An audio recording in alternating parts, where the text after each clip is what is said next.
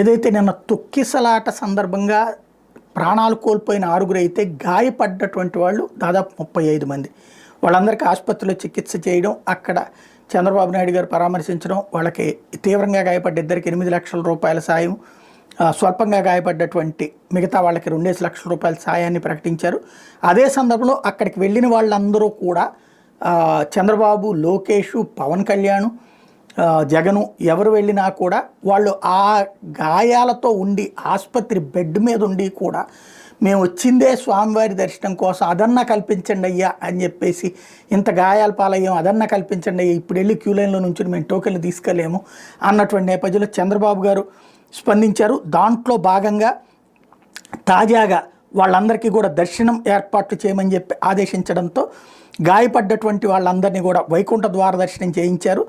Chandrababu TTD chairman ఆదేశాలతో మొత్తం 52 మందికి